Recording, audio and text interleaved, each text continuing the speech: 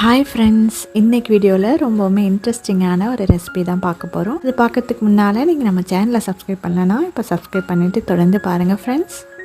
என்னோடய சேனலில் இந்த மாதிரி ஈஸியான ரெசிபிஸ் வீடியோஸ் மட்டும் இல்லாமல் இன்ட்ரெஸ்டிங்காக கார்டனிங் எப்படி பண்ணலாம், அப்புறம் ரொம்பவுமே இன்ட்ரெஸ்டிங்கான ட்ராவல் விளாக்ஸ், ஹாப்பியான ஷாப்பிங் விளாக்ஸ், நிறைய பியூட்டி டிப்ஸ் அந்த மாதிரி எல்லாமே இருக்குது. நீங்கள் என்னுடைய ஒரு சேனலை சப்ஸ்கிரைப் பண்ணி வச்சுக்கிட்டிங்கனாலே உங்களுக்கு எல்லாமே இதில் கிடச்சிரும். ஸோ சேனலை சப்ஸ்கிரைப் பண்ணிவிட்டு ஃபாலோ பண்ணிக்கோங்க ஃப்ரெண்ட்ஸ்.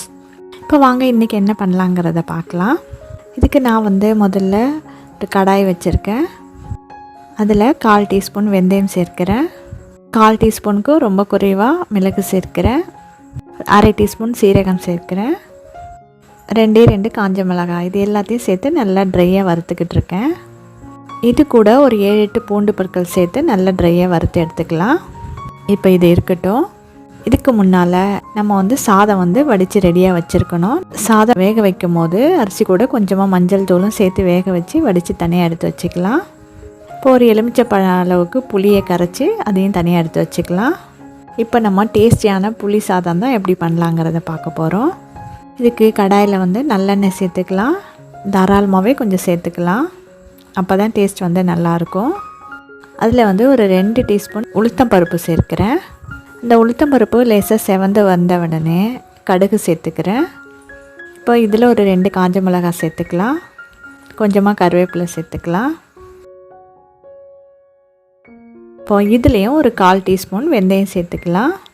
இப்போ பெருங்காயத்தூள் சேர்த்துக்கலாம். பெருங்காயத்தூளும் கொஞ்சம் 1/4 டீஸ்பூன் மாதிரி நல்லாவே சேருங்க, அப்போ தான் டேஸ்ட் நல்லாயிருக்கும்.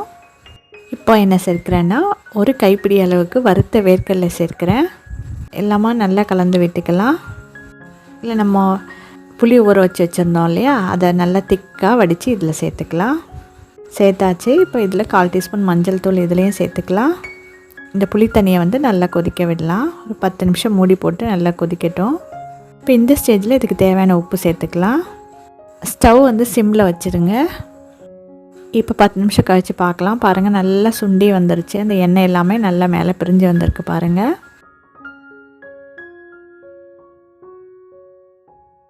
இப்போ ஸ்டவ் ஆஃப் பண்ணிடலாம்.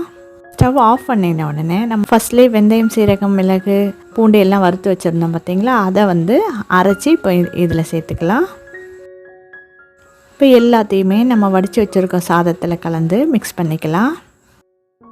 இல்லை எல்லா பக்கமும் படுற மாதிரி நல்லா மிக்ஸ் பண்ணி கொடுத்துக்கலாம். இப்போது சூப்பரான டேஸ்டியான புளி சாதம் ரெடி பண்ணியாச்சு. நான் சொன்ன இந்த மெத்தடில் நீங்கள் செஞ்சீங்கன்னா புளி சாதம் ரொம்பவுமே டேஸ்டியாக இருக்கும். ஒரு முறை இந்த மெத்தடை நீங்கள் ட்ரை பண்ணி பாருங்கள். ஓகே ஃப்ரெண்ட்ஸ், இந்த ரெசிபி உங்களுக்கு பிடிச்சிருந்தா வீடியோ லைக் பண்ணிடுங்க. மறக்காமல் உங்கள் ஃப்ரெண்ட்ஸ் அண்ட் ஃபேமிலிக்கும் ஷேர் பண்ணிவிடுங்க. இப்போவே சேனலையும் சப்ஸ்கிரைப் பண்ணிவிடுங்க. நெக்ஸ்ட் ஒரு இன்ட்ரெஸ்டிங்கான வீடியோவில் மீட் பண்ணலாம். தேங்க்யூ ஃப்ரெண்ட்ஸ், பாய்.